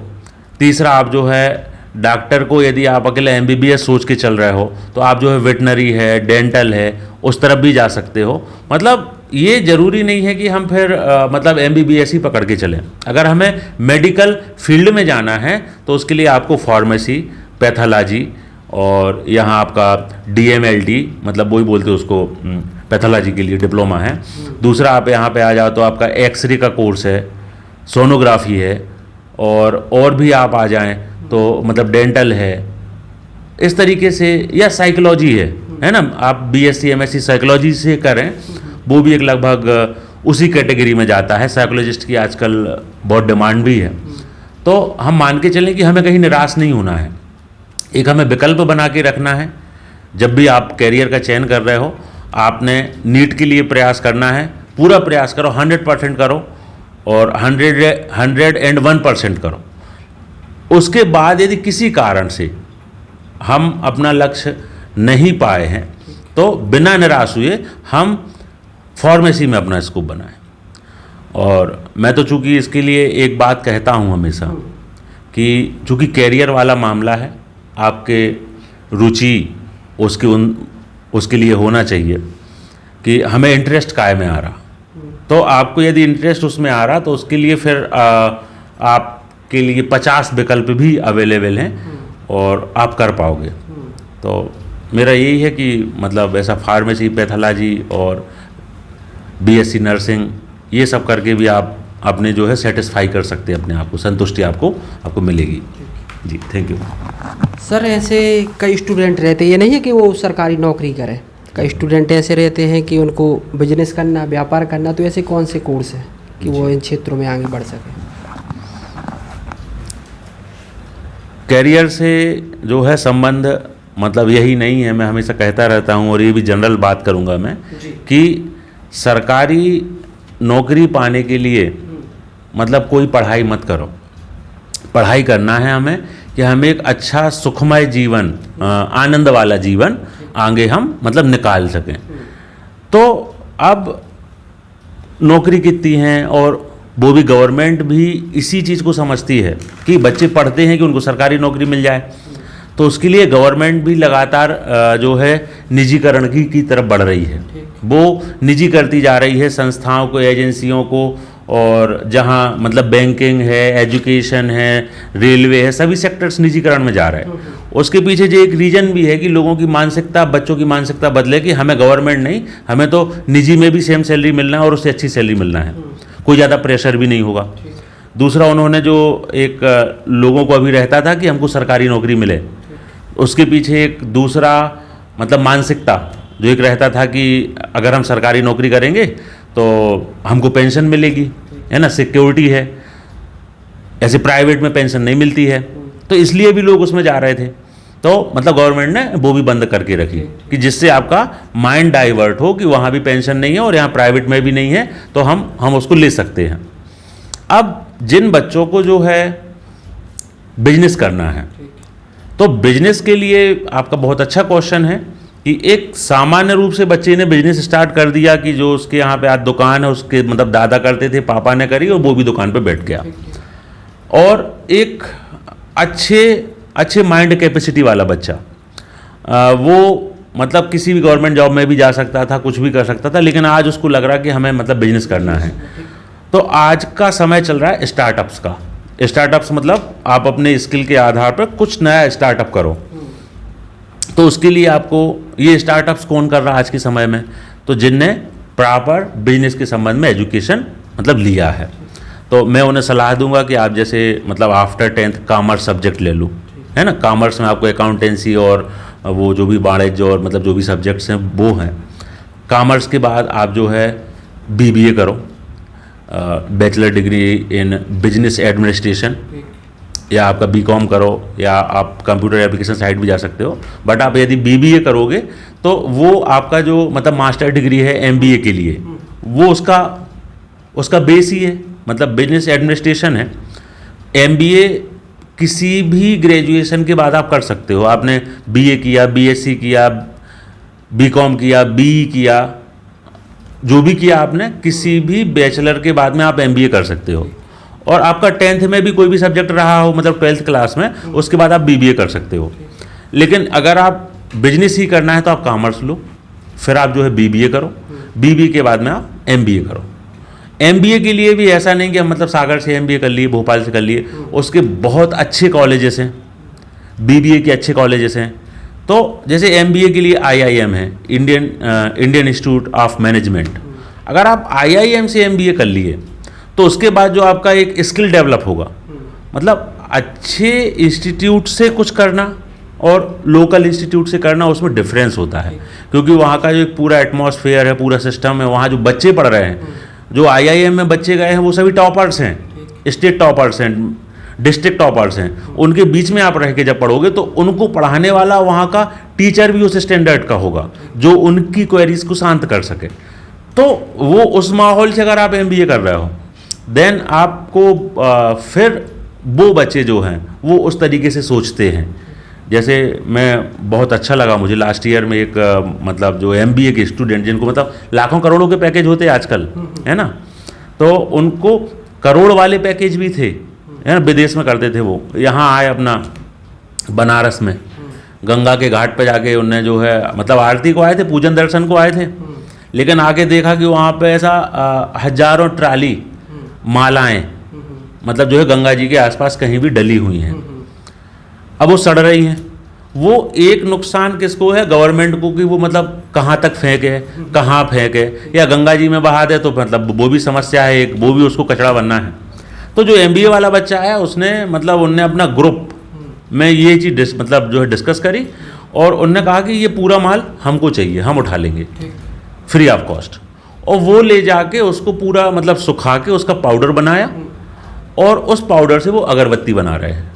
तो आज वो अगरबत्ती के अंदर नेचुरल फ्रेग्रेंस है, विदेशों में वो उनकी जो है एक्सपोर्ट हो रही है और ऑल इंडिया, तो जहाँ वो वहाँ मतलब लाखों करोड़ों का उनका पैकेज था, वो आज करोड़ों रुपए कैसे बना रहे हैं आपका फूल मालाओं से, जिनको आप फेंक चुके थे। तो ये स्किल कहाँ से मिला उनको? वो मिला उन्हें जब प्रॉपर प्रोफेशनल एक सब्जेक्ट को उन्हें स्टडी किया है किसी अच्छी संस्थान से। तो मेरा यही कहना है कि आपको यदि बिजनेस करना है, पहले आप अच्छी स्टडी करो। जैसे खेती करना है किसी को, तो वो यदि एग्रीकल्चर से पढ़ाई करके खेती करेगा तो उसकी खेती करने के तरीके में और जो हम लगातार नेचुरल तरीके से लोग करते आ रहे हैं उसमें बहुत अंतर होता। लोग कहते हैं ये घाटे की खेती है। अभी जबलपुर में एक है, आपने मतलब देखा होगा, यूट्यूब के अंदर वीडियो भी चल रहा, उसके यहाँ आम के बगीचे लगे हैं और एक आम जो है जापानी आम है, वो 2.5 लाख रुपए का एक आम है। एक आम की कीमत जिस किसान के यहाँ लगे उसको भी मालूम नहीं था कि ये 2.5 लाख का बिकेगा। वो सोच रहा था ठीक है ये बैगनी कलर का हो गया उसका, तो ये जाएगा तो ऐसा 1000 रुपये में बिक जाएगा, 1000 रुपये किलो भी बहुत है। लेकिन जब उसको पूरा ऐसा साइंटिस्ट रिसर्चर इन लोग ने बताया उसको पूरा, भैया ये आम तो बहुत दुर्लभ प्रजाति का है और एक आम जो 900 ग्राम का भी हो रहा, तो एक आम की मतलब उसकी कीमत 2.5 लाख रुपए। आज उसके पास हजारों आम लगे हैं, उसको पता ही नहीं था। तो लेकिन अब उसने उसके पास मतलब गार्ड लगाए हैं, हर पेड़ के पास डॉग्स वहाँ पे रखे हैं, खुद भी 24 घंटे वहीं पे रह रहा कि ये आम तो इतना महंगा है, मतलब उसका बगीचा करोड़ों का हो गया। तो अब कहीं ना कहीं उसके अंदर वो स्किल डेवलप किया था उसने, जहाँ उसने आम की ऐसी बागवानी करी और वो जगह जगह से ऐसे बीज लाया कि आज उसको वो सब करोड़ों में चला गया। वो स्किल पे काम करेगा। तो मेरा ये है कि जो भैया खेती करना चाहे तो वो बीएससी एग्रीकल्चर करो, जो भैया आप जो है मतलब बिजनेस करना चाहते हो तो आप बीबीए एमबीए करो, उसके बाद करोगे वो आपको बहुत ज़्यादा बेनिफिशियल होगा। और इससे रिलेटेड कोई भी जानकारी आपको चाहिए हमसे, तो हम तो हाई स्कूल में हैं यहाँ जयेशनगर में, आप आइए हमसे मिलिए और हम आपको अच्छी से अच्छी जानकारी जो हमें अवेलेबल है हम आपको देंगे। Thank you. कुछ स्टूडेंट ने हमें व्हाट्सएप पर सवाल भेजे हैं, उनको भी पूछ लिया जाए। गौरव सर, देवांशु कुशवाहा हैं बांसा गांव के, उनका कहना है कि बी फार्मा उनकी कंप्लीट हो गई है, इसके बाद वह क्या करें? बी फार्मेसी करने के बाद बहुत से करियर ऑप्शंस होते हैं। अगर हम स्टार्ट करें कि चूँकि एक फार्मेसी एक शब्द आया, एक वर्ड होता है प्रैक्टिसिंग प्रोफेशन, पढ़ाई अलग अलग प्रकार की पढ़ाई होती है। मैं थोड़ा सा इस विषय को लेते हुए उस पर जा रहा हूँ, फिर वापस इसी पे आऊँगा। प्रैक्टिसिंग प्रोफेशन एक, जैसे कि आप डॉक्टर्स को आप देखते हैं वो प्रैक्टिस करते हैं, आप चार्टर्ड अकाउंटेंट्स को आप देखते हैं वो प्रैक्टिस करते हैं, आप लॉयर को आप देखते हैं वो प्रैक्टिस करते हैं। प्रैक्टिस करना, ऐसे ही फार्मेसी में जैसे जो कहने के लिए कि मेडिकल स्टोर जो खोल के रखा है, दे आर प्रैक्टिसिंग। तो प्रैक्टिसिंग प्रोफेशंस का एक लाभ ये होता है कि इसमें आप अपनी मर्जी से काम करते हैं और आप में जितना क्षमताएं हैं, आपकी क्षमताओं के आधार पर आप अपनी प्रैक्टिस को बढ़ाकर, उसकी कोई सीमा नहीं होती। जैसे एक आप लोग, हम नॉर्मल चर्चा में बात करते हैं कि यार वो डॉक्टर साहब की तो फीस इतनी है उतनी है, मतलब हजारों रुपए एक एक ऑपरेशन करने के ले लेते हैं। तो वो चीज़ कहाँ से आई? वो उन्होंने स्किल डेवलप किया हुआ है, वो उनकी प्रैक्टिस है कि वो उनका नाम चलता है कि वो काम करते हैं, चूँकि ये एक जीवन से संबंधित विषय होता है। तो उनमें उसमें उन्होंने अपने आप को स्किल्ड किया और फिर उन्होंने उसको डेवलप किया और आज वो उतना चार्ज कर पा रहे हैं। ऐसे ही अब जैसे बात की है आपने कि इन्होंने बी फार्मेसी किया हुआ है, तो बी फार्मेसी करने के बाद एक सबसे जो बेसिक चीज़ होती है मेडिकल स्टोर खोलने की अथॉरिटी या लाइसेंस लेने के लिए आप एलिजिबल हो जाते हैं। आप एक रजिस्टर्ड फार्मासिस्ट हैं मध्य प्रदेश सरकार में, फार्मेसी काउंसिल ऑफ इंडिया के अंदर। अब आप चाहो तो आप अगर नॉर्मल मेडिकल स्टोर की तरह आप सोच के करेंगे तो फिर बात वही आ जाती है कि आप कहेंगे कि नहीं ये तो आखिरी ऑप्शन था। लेकिन जैसे भाई साहब ने कहा कि नज़रिया, आपने पढ़ाई की है, स्पेशलाइजेशन किया है, अगर आप उसको उस तरीके से सोच के करेंगे तो आपके जैसा कोई नहीं कर पाएगा। तो सबसे पहले तो आपको अपना पढ़ाई का, अगर आपने अच्छे संस्थान से करी है तो आपकी पढ़ाई आप में वो नज़रिया देती है कि आप अपने उस प्रोफेशन का उपयोग कर सकें जो आपने पढ़ाई करी है वहाँ पर। दूसरा, अब क्या और करियर हो सकते हैं फार्मेसी के बाद, तो सबसे गवर्नमेंट जॉब्स की हम बात करते हैं तो गवर्नमेंट जॉब में फार्मासिस्ट की एक पोस्ट होती है। अभी वैकेंसीज निकली हुई हैं, आपका employ selection board Madhya Pradesh सरकार ने निकाली हुई हैं, वहाँ पे वर्ग 5 में फार्मासिस्ट की कई वैकेंसीज आई हुई हैं। उसके बाद अगर हम देखें तो एक ड्रग इंस्पेक्टर की पोस्ट होती है, अच्छी पोस्ट होती है, ग्रेड 2 का होता है। तो ड्रग इंस्पेक्टर अभी लेटेस्ट में उसका भी रिजल्ट उन्होंने मतलब रिजल्ट डिस्क्लोज हो चुका है उसका, तो भविष्य में कभी उसकी तो वो एक होता है। सारे सेंट्रल गवर्नमेंट के जितने भी संस्थान हैं, रेलवे की हम बात करें, हम सेना की बात करें, हम बड़े बड़े संस्थान जो जैसे IIT, IIM, हर जगह पर फार्मासिस्ट एक कंपलसरी पोस्ट होती है। आप उसके लिए तैयारी कर सकते हैं, वहाँ पे आप जा सकते हैं। ये तो हमने गवर्नमेंट से संबंधित। प्राइवेट में फार्मेसी करने के बाद आप, जैसे हम मध्य प्रदेश में हम रह रहे हैं, तो आप, चूँकि मैं इंदौर में रहता हूँ, तो इंदौर में special economic zone, Pithampur, Dewas, यहाँ पर मल्टीनेशनल कंपनीज, लगभग ऐसी कोई कंपनी नहीं होगी जिसका नाम हो और वो वहाँ पे ना हो। तो आप मैन्युफैक्चरिंग लाइन, मतलब प्लांट्स में जाकर जहाँ पर मैन्युफैक्चरिंग हो रही है दवाइयों की, वहाँ पर आप अप्लाई कर सकते हैं और उनको ज़रूरत है। बात ये होती है कि जानकारी होना और स्किल्ड होना। क्या आपने उस पर जॉब के हिसाब से अपने आप को तैयार किया है? आप इंटरव्यू देने जब आप जा रहे हैं कहीं पर, तो आप तैयारी के साथ जाइए। उनको ज़रूरत है अच्छे लोगों की। आज भी मेरे मतलब परिचय में कई लोग हैं जो कहते हैं कि मेरे को बच्चों की आवश्यकता है, लेकिन आप में उतना क्षमता होनी चाहिए। तो आपको क्षमताएं आप डेवलप करिए। तो ये एक मैन्युफैक्चरिंग लाइन का एक हो गया। इसके बाद मार्केटिंग की लाइन आती है कि भाई मार्केटिंग लाइन में आप जा सकते हैं। तो फार्मेसी के बाद बहुत सारे करियर ऑप्शंस हैं। तो आप ये कहें कि क्या हो सकते हैं, ये प्रश्न तो आना ही नहीं चाहिए डिग्री ख़त्म होने के बाद। ये प्रश्न आना ही नहीं चाहिए, क्योंकि आप 4 साल पढ़ चुके, तो आप इतने सक्षम होना चाहिए था कि आपको तो पता होना चाहिए कि दीज आर द ऑप्शंस। तो बहुत से ऑप्शंस हैं। तो आप फार्मेसी में करने के बाद अगर वो चाहें कभी तो हमसे बात करें, हम उनको बताएंगे कि भाई किस तरीके से तैयारी करनी है और कहाँ पे वो जा सकते हैं। आरजू, क्या सवाल है अब आपका? मेरा सवाल सर से ही है कि अगर किसी स्टूडेंट को बैंकिंग में इंटरेस्ट है तो वो कौन से सब्जेक्ट और कौन से कोर्सेज के साथ पढ़ाई कर सकते हैं? बढ़ोनिया सर जी, आंसर जानना चाहेंगे आपसे। हाँ, तो आपने बेटा जैसे क्वेश्चन किया कि मतलब बैंकिंग सेक्टर में जाना है, तो बैंकिंग जो है, एक हम बात करके चलें कि सभी सब्जेक्ट का बॉस है मैथ्स, है ना। एक अभी मैंने देखा था, मतलब वीडियो आया था मेरे पास में, जिसमें था कि ऐसा मैथ्स आगे जा रहा है, फिजिक्स, केमिस्ट्री, बॉटनी, जूलॉजी और आपका कॉमर्स, अकाउंटेंसी, ये सब कुछ भी मैथ के आगे मतलब क्या है तो शरणागत है, ये बात समझ के चलें। तो मैथ का मतलब आपको जो है 11th 12th आप मतलब मैथ से करिए, मतलब PCM ग्रुप से। उसके बाद बैंकिंग की कुछ पोस्ट के लिए मतलब जो है क्लरिकल पोस्ट हैं, तो उनके लिए आपको जस्ट आफ्टर 12th उनका एंट्रेंस देने मिल जाएगा सभी बैंक्स का। तो आप 12th बेस पे उनमें दीजिए क्लरिकल के लिए। अदरवाइज आपको बैंक में PO या मतलब मैनेजर या जो पोस्ट होती हैं फील्ड ऑफिसर्स वगैरह मतलब ऑफिसर रैंक के लिए, तो वो सभी होती हैं ग्रेजुएशन के बाद। तो आप फिर PCM से BSc करिए और उसके साथ में आप बैंकिंग की तैयारी करिए। तो बैंकिंग की जो मतलब आप ऐसा कोचिंग करेंगे, तैयारी करेंगे, क्योंकि उसके लिए कुछ स्पेशल पैटर्न होता है उनका एग्ज़ाम पैटर्न जो है वो मतलब different then other competitive exams. तो उस पैटर्न के हिसाब से मतलब आपको एक स्पीड मेंटेन करना होती है आपको। अब चूँकि पूरा बैंकिंग प्रणाली कंप्यूटर बेस्ड हो गया है, तो आपको कंप्यूटर का नॉलेज होना चाहिए। मतलब आप कोई आफ्टर 12th DCA कर लीजिए, है ना, साइड से मतलब है कि आप एक कोर्स मतलब डिप्लोमा आप कर सकते हो ग्रेजुएशन के साथ। तो आप ग्रेजुएशन रेगुलर में रखिए और आप मतलब DCA कर लीजिए प्राइवेट में, तो आपको कंप्यूटर का एजुकेशन आ जाएगा जो आपका ग्रेजुएशन चल रहा है। तो यहाँ पे बैंकिंग में ये कोई ज़रूरी नहीं है कि आपने किस चीज़ से ग्रेजुएशन किया, लेकिन हमारा ये है कि जब आपका मैथ से आप BSc करोगे तो आप बहुत कुछ मतलब अपने आप को एक डेवलप कर लोगे, आपके अंदर वो स्किल डेवलप हो जाएंगे। यहाँ पे किसी कोर्स को पढ़ने से ये मतलब नहीं होता कि हम उस कोर्स को पढ़ रहे हैं, वो कोर्स आपके लिए उस तरीके से डेवलप कर देता है, आपका ब्रेन डेवलप कर देता है। अगर आप BA करके बैंक में बैठोगे तो आप उस तरीके से नहीं सोच पाओगे, और अगर आप BSc करके बैंक में बैठ रहे हो तो आपका एक अलग लेवल होगा।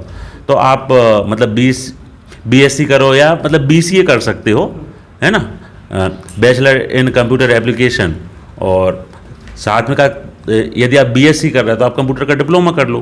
लेकिन इन 2-3 सालों में जिस दौरान आप अपना ग्रेजुएशन कर रहे हो, आपको लगातार बैंकिंग की तैयारी करना ही है। उनकी बुक्स जो आती हैं उनको आप मतलब सॉल्व करो, उनसे रिलेटेड यदि कोचिंग है तो उसको अटेंड करो।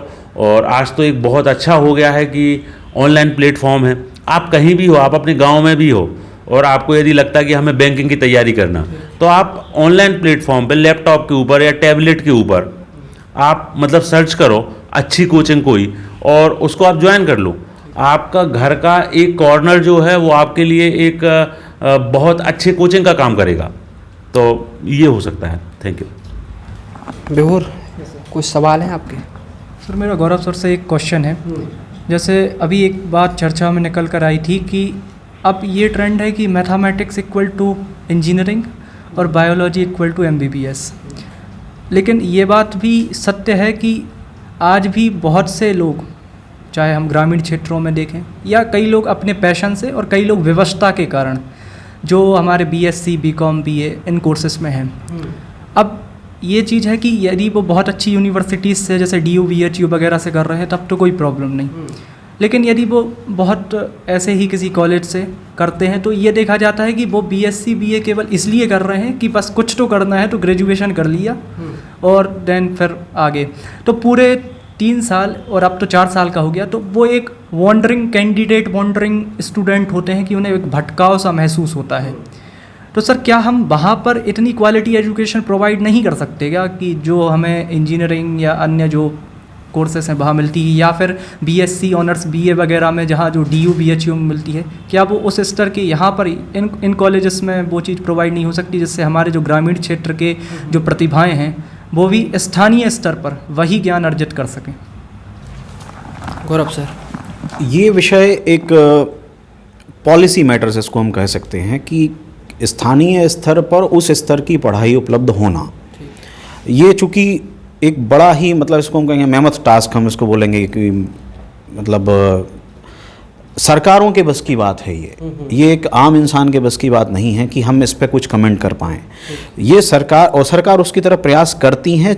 150 करोड़ लगभग आबादी वाला देश, और यहाँ पर सुविधाओं को उपलब्ध करवाना ये मतलब इतना आसान भी नहीं है जितने आसानी से हम बोल देते हैं। लेकिन ये मैं ज़रूर कहूँगा कि प्रयास सब कर रहे हैं। यहाँ पर दूसरा विषय जो आता है कि 4 साल मतलब इंजीनियरिंग को आपने कहा कि मतलब मैथ्स वाले इंजीनियरिंग और बायो वाले डॉक्टर, नहीं ऐसा नहीं है। जानकारी के अभाव में ये सब होता है, मतलब चूंकि हमने वही देखा है इसलिए हमें वो पता है।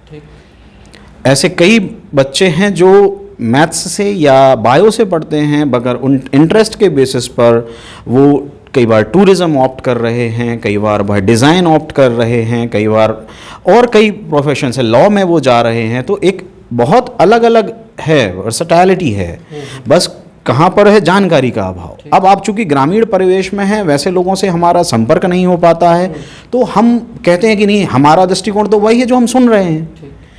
आप शहरों में या जिनके परिवार में पहले से लोग शिक्षित हैं, शिक्षा का स्तर अच्छा रहा है, उनके पास कई प्रकार की जानकारियां होती हैं जो हमारे पास नहीं है उपलब्ध। हम आज जो बैठे हैं, या हम आपको धन्यवाद कहेंगे कि आपने एक इतना अच्छा मंच उपलब्ध करवाया, कम से कम हम चर्चा कर रहे हैं इस बारे में, क्योंकि बच्चों का भविष्य ही है जो हर जगह पे, जैसे किसी भी परिवार की अगर आर्थिक स्थिति ठीक नहीं है, एक बच्चा क्षमता रखता है कि वह अपने परिवार की पूरी परिस्थितियां बदल सकता है, लेकिन बात वह आती कि क्या उसकी क्षमताओं को सही समय पर सही जानकारी के माध्यम से ग्रूम किया गया है, उसको जानकारी मिल गई।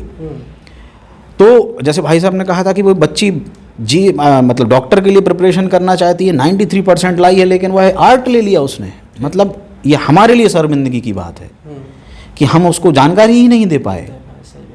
तो ऐसा नहीं है, बहुत सी फील्ड्स हैं। जैसे हमारे मध्य प्रदेश में, मैं कुछ दिन चूँकि आपसे चर्चा हुई तो हमने सर्च किया, हमारे मध्य प्रदेश में भोपाल में, ग्वालियर में, जबलपुर में जिन ऐसे नेशनल इंस्टीट्यूट्स हैं जिनका हमने नाम भी नहीं सुना है, किसी को जानकारी, Indian institute of design, Indian institute of architecture, Indian institute of tourism and hotel management, ये आपके जबलपुर, इंदौर, मध्य प्रदेश, भोपाल, मतलब ये इंदौर मध्य प्रदेश के अंदर सभी हैं, नेशनल इंस्टीट्यूट्स हैं। IGNTU सेंट्रल यूनिवर्सिटी है, आपकी Maharani Lakshmibai University Gwalior physical health education के लिए सेंट्रल यूनिवर्सिटी है।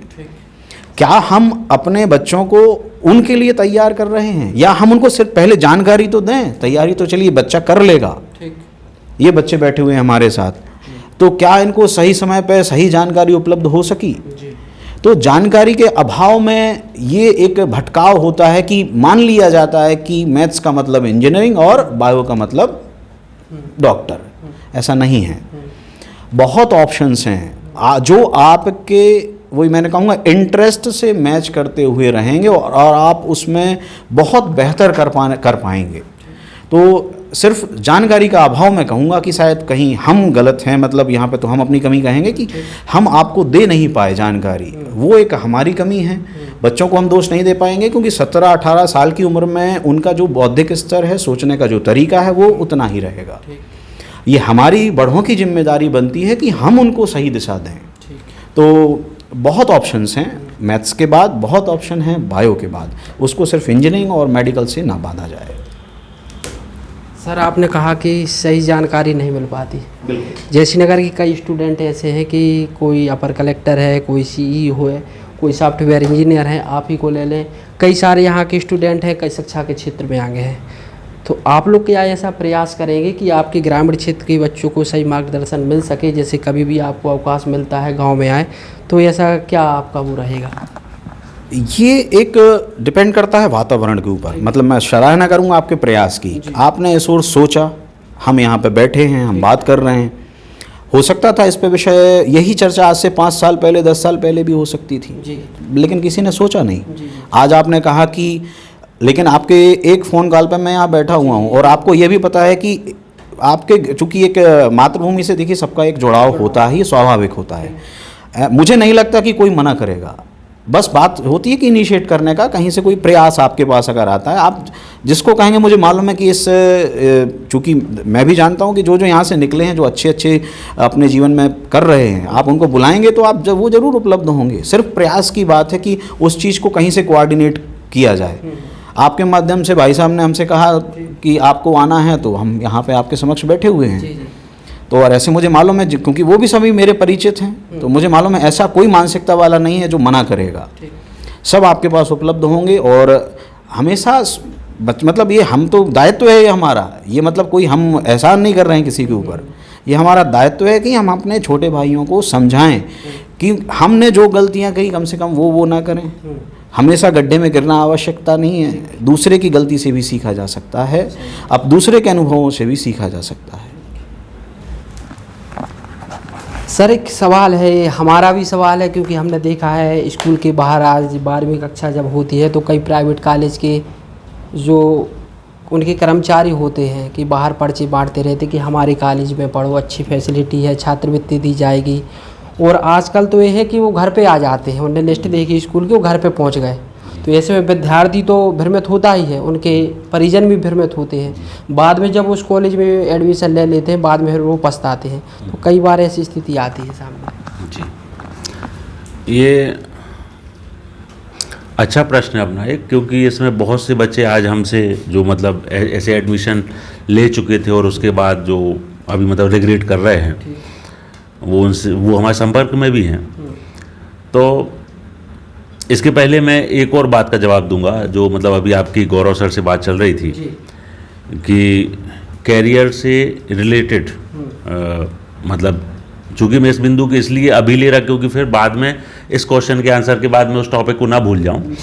तो मैं उसको बता दूं कि जैसे आपने कहा कि जो यहाँ से एक अच्छी पर्सनालिटीज़ मतलब यहाँ से डेवलप हुई हैं या जो अन्य क्षेत्रों में अपने आप में एक आइकॉन बन गए हैं, तो उन लोग की क्या भूमिका यहाँ के लिए रहेगी।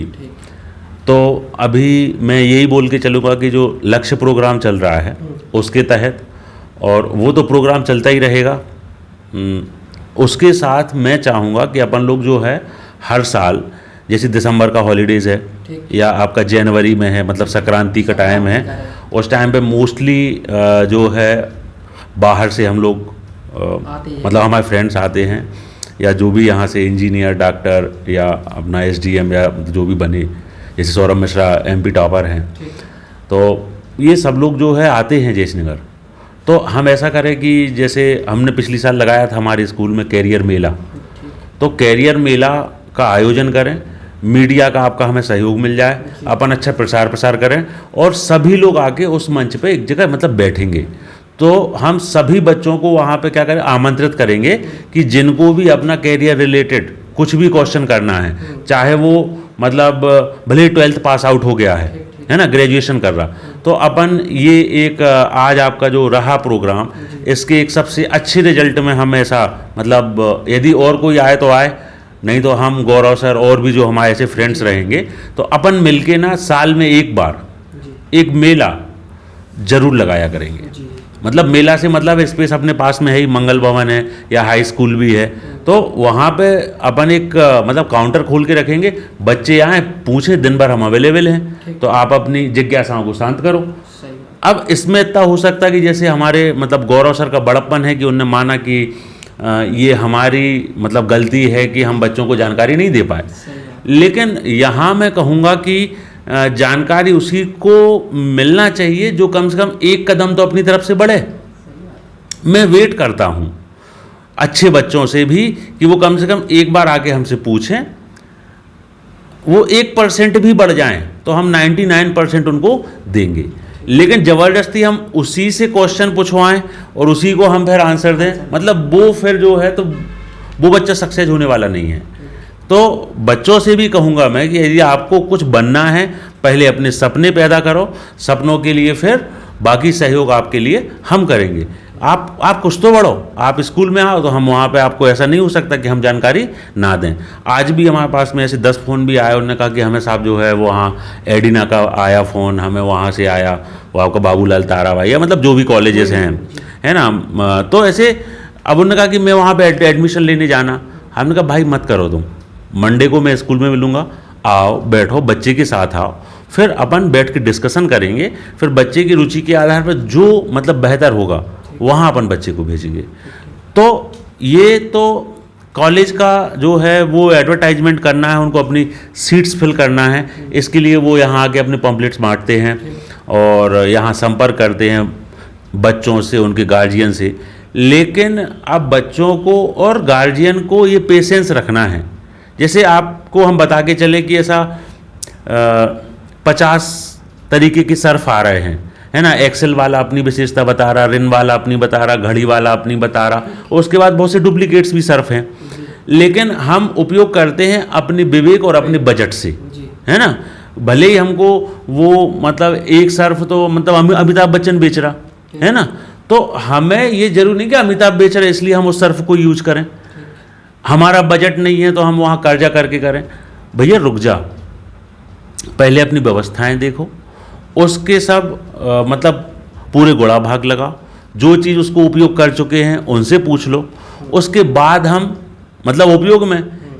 तो जब आप सर्फ, साबुन, इन चीज़ों के लिए अपना दिमाग लगाते हो और फिर सबसे अच्छा वाला ही मतलब हम यूज करते हैं हम अपने दिमाग से, तो कम से कम ये आपके पूरे लाइफ का सवाल है ना, कैरियर का सवाल है। आपको 50 का ले जा रहा है, आन दो, आप अपने शिक्षक के पास में जाओ, आप अपने जो आपके यहाँ मतलब ऐसी पर्सनालिटीज़ हैं जो मतलब जानकार हैं, जिनको नॉलेज है, उनके पास में जाओ, फिर 4 लोगों से आप पूछ लो, उसके बाद एक आपको कंक्लूजन चाहिए, तो आपको जिस पे भरोसा है और भरोसे के साथ ये मालूम है कि इसका सही निर्णय होता है, उसके पास जाओ, उसके बाद आप अपने बच्चों के लिए डिसाइड करो, तो आपको रिग्रेट नहीं करना पड़ेगा, पछतावा नहीं करना पड़ेगा।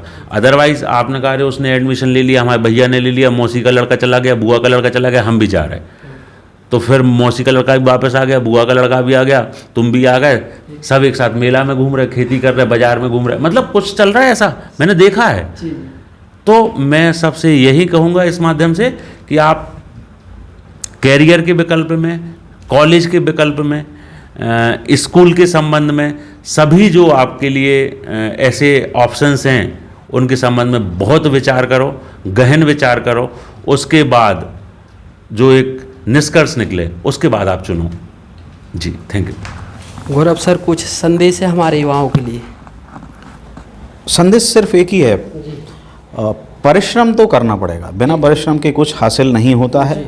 और चूंकि आज मैं जो देख पा रहा हूँ परिश्रम की, और दूसरी चीज़ एक है कि सदाचार की भी कमी मुझे, मतलब चूंकि मैं इस गांव में रहा हूँ, मतलब मैं देखता हूँ कि कोई एक छोटा बच्चा है जी, वो किसी बड़े बुजुर्ग व्यक्ति से, जो कि शायद वो उनके पिताजी के सहपाठी रहे हों, उनका नाम लेके उनको संबोधित करता है, तो ये बड़ा अच्छा नहीं लगता है। इसका मतलब कहीं ना कहीं हम अपने मूल्यों की एक कमी, ह्रास हुआ है। सदाचार मतलब एक व्यवहारिकता तो होनी चाहिए, तो ये क्यों कमी हुई, ये विषय मतलब ये तो सामाजिक तौर के विषय हैं, पारिवारिक विषय हैं, तो इस पे समाज और परिवार को और बच्चों को और उनके पेरेंट्स को सोचना, विचार करना चाहिए। या यहाँ पर लोकल में जो स्कूल्स हैं उनकी बड़ी महत्वपूर्ण भूमिका है कि, लेकिन यहाँ पर एक विषय ये भी आता है कि क्या हम उन शिक्षकों को उतना तवज्जो दे रहे हैं कि वो आपके बच्चे में कुछ बदलाव लाने के लिए प्रयास कर रहे हों और आप उस प्रयास में सहभागी बने। हमें याद है सरस्वती शिशु मंदिर में हम पढ़ते थे तो हमारे शिक्षक आचार्य जी घर पे आते थे, पेरेंट्स से बात करते थे, पेरेंट्स हमारी शिकायत करते थे, तो कभी एक थप्पड़ आचार्य जी की तरफ से भी पड़ जाता था, तो कभी दूसरा पेरेंट्स की तरफ से भी पड़ जाता था। आज की तारीख में आप डांट नहीं सकते, ऊंची आवाज़ में बात नहीं कर सकते। आप आचार्य जी अगर अपने बच्चे को कुछ कह देंगे तो हो सकता है उनके परिवारजन जाके आचार्य जी से झगड़ा कर लें।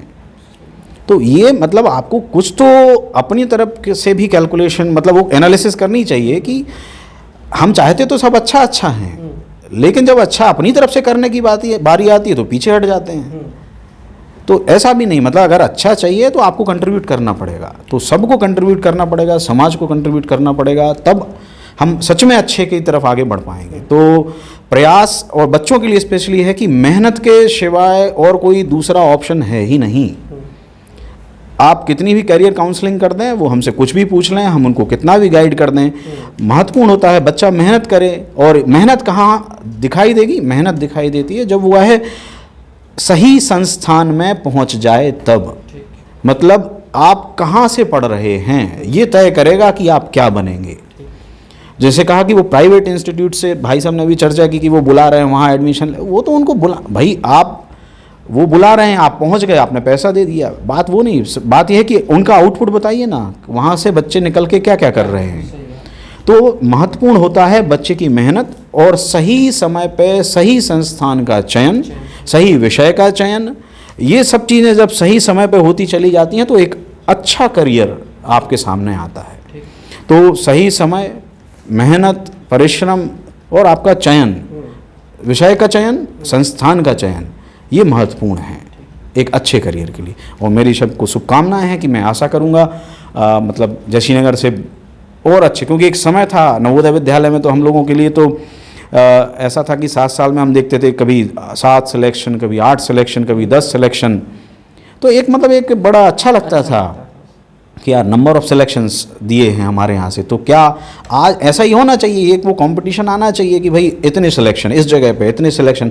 एक चीज़ की कमी मैंने जो देखी है, अभी इस साल में मध्य प्रदेश सरकार ने लाखों वैकेंसीज ऑप्शन निकाले एम्प्लॉय सिलेक्शन बोर्ड के माध्यम से, तो मुझे एक चीज़ की कमी दिखती है कि यहाँ के जो युवा हैं, मैं देखता हूँ कि कई बार वो एक्टिव तो हैं, लेकिन इस विषय पर कोई चर्चा नहीं है कि भाई इस चीज़ की तैयारी हम कर रहे थे, इसमें ऐसा एग्ज़ाम आया है, ऐसा क्वेश्चन पेपर है, इसका पैटर्न क्या होगा, इसके लिए क्या करना चाहिए, इसका मतलब जैसे आपका जयश्रीनगर, अपना जयश्रीनगर एक बहुत अच्छा ग्रुप है, तो कभी चूँकि एक सामाजिक ग्रुप है, ऐसे ही कोई ग्रुप जिसमें शिक्षा पर बात हो और वो उसमें वही रहे जो शिक्षा अपनी, जैसे भाई साहब ने कहा कि आपको एक कदम आगे आना है, तब आप उम्मीद करें कि हाँ आपके लिए कोई हाथ आगे बढ़ाएगा, तो ये एक बड़ा महत्वपूर्ण है। और मेरी सभी को शुभकामनाएं हैं और मैं आपको धन्यवाद दूंगा, आपने हमें यहाँ पे एक मौका दिया बात करने के लिए। Thank you very much. अगला सवाल हमारा बड़ौनिया सर से है। सर, जो कैरियर है उसकी काउंसलिंग के लिए क्या बेहतर सोर्स होने चाहिए, इस पर आपसे जानना चाहेंगे। देखिए, कैरियर काउंसलिंग मतलब चूँकि ये परामर्श है, तो जैसे कहूँगा मैं कि अभी तक ऐसा भी चलता था कि जो भी टीचर्स हैं स्कूल के अंदर, बच्चे आके उनसे कॉमन क्वेश्चन कर लिए कि हमें डॉक्टर बनना है, उन्होंने उनको बता दिया कि बेटा तुम बायो ले लो और मतलब नीट की प्रिपरेशन करो। उन्होंने कहा इंजीनियर बनना, तो उन्होंने मैथ दिला दिया और फिर वो इंजीनियरिंग की तैयारी में लग गए। अब लेकिन वास्तविकता ये है कि इन दोनों के अलावा हजारों फील्ड अवेलेबल हैं, सैकड़ों ऐसे कॉलेजेस हैं जो हजारों की उसमें संख्या में आपको बहुत से कोर्सेज कराते हैं और वो आपको अवेलेबिलिटी है। तो अब ये कैसे चयन हो कि हम मतलब किस कैरियर में जाएं, क्योंकि बच्चे तो अभी जो कुछ देख रहे हैं वही पूछ रहे हैं। उनने 6-8 प्रकार की नौकरियां देखी हैं जो उनके मतलब गांव में चल रही हैं, तो वो उसी को सब कुछ सोच के चल रहे हैं, जबकि इसके अलावा बहुत कुछ भी मतलब अवेलेबल है। तो कैरियर काउंसलिंग के लिए एक जैसे मैंने बताया कि मतलब गवर्नमेंट का जो ऐप अभी लॉन्च हुआ था, लक्ष्य प्रोग्राम है, तो उसमें ये मध्य प्रदेश शासन का है। सभी 9th क्लास से 12th तक के स्टूडेंट उस ICS कैरियर GPS ऐप को डाउनलोड करके स्कूल का डाइस कोड डालकर और अपनी अभिरुचि और एक क्षमता परीक्षण का उसमें टेस्ट होता है, उसको दें, तो उसमें वो बच्चे किस कैरियर में जाएंगे वो वहाँ पे निकल के आ जाएगा। क्योंकि वो टेस्ट इस तरीके से ही तैयार किया गया है कि बच्चे अपनी पूरा मनोस्थिति, पूरी मानसिकताओं का उपयोग करके ही उस टेस्ट को कर पाएंगे, तो बच्चे के ब्रेन से वो चीज़ निकल के आती है। दूसरा कि आज के समय में मतलब बहुत ज़्यादा टेक्नोलॉजी अवेलेबल है, तो एक DMIT भी हमने अभी देखा था मतलब नेट के ऊपर, और अपने यहाँ सागर में भी उसका ऑफिस है, मैं मतलब कांटेक्ट में रहा, कि फिंगरप्रिंट से जो है ब्रेन की स्टडी, और ब्रेन की स्टडी जो होती है तो ब्रेन आपका किस चीज़ के लिए मतलब ऐसा क्षमतावान है, किस फील्ड में आपको जाना चाहिए, तो वो उनकी रिपोर्ट में निकल के आ जाता है DMIT में। तो वो भी एक अच्छा ऑप्शन है। आजकल जो है ऐसे नागपुर में भी हमारे बड़े भैया के यहाँ गए थे हम, जब मतलब 6 साल पहले की बात है, वहाँ पे उस समय उनके बच्चे का एडमिशन होना था मतलब 6th क्लास में, तो उनने उस समय पे काउंसलिंग कराई थी, स्कूल कौन सा हमारे बच्चे को अच्छा रहेगा। और स्कूल वाले भी आजकल जब एडमिशन लेते हैं तो बच्चे के ब्रेन के अकॉर्डिंग, मतलब जो बहुत मान लो तो नेशनल और इंटरनेशनल लेवल के स्कूल हैं, तो वो बच्चों को फर्स्ट क्लास से डिवाइड कर देते हैं कि ये बच्चा स्पोर्ट्स में जाएगा, ये बच्चा जो है तो ऐसा मतलब राइटर बनेगा, या मतलब इसकी क्षमताएं।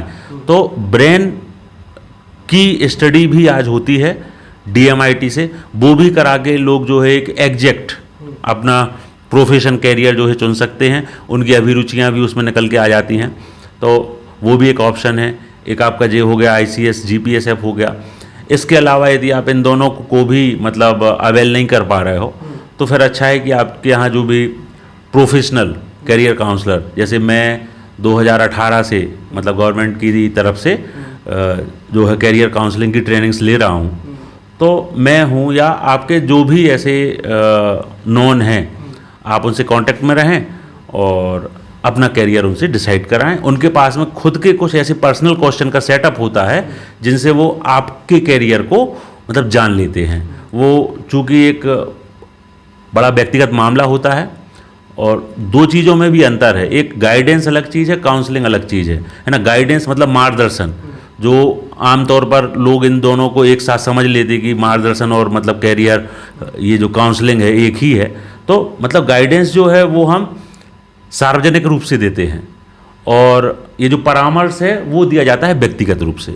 तो आपको जब भी काउंसलिंग करानी है आप एक अच्छा टाइम लेके, और मेरे जो भी यहाँ जयेश के लोग हैं और जो हमारे BR स्टूडियो से इसके माध्यम से सुन रहे हैं मुझे, मैं आप सभी से अनुरोध करूँगा, क्योंकि ये तो कैरियर वाला मामला है।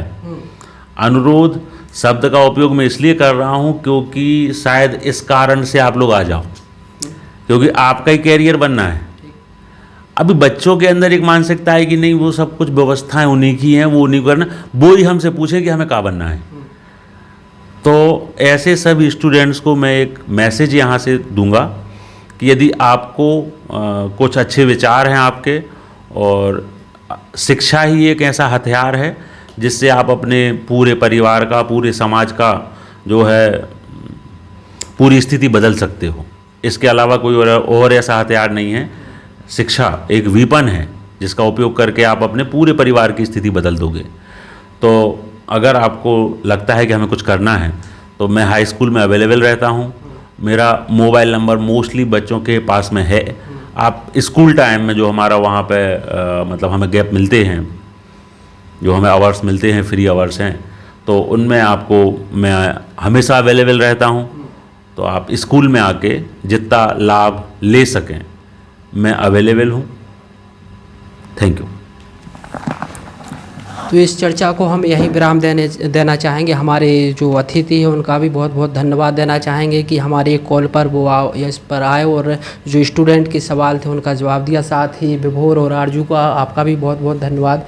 आपने काफ़ी अच्छे प्रश्न किए और काफ़ी स्टूडेंटों को इसका लाभ मिलेगा। कैमरे के पीछे मेरा साथ दे रहे थे गुलाब कोरी और राम प्रजापति। मैं ब्रजेंद्र कुमार, जयश्री नगर।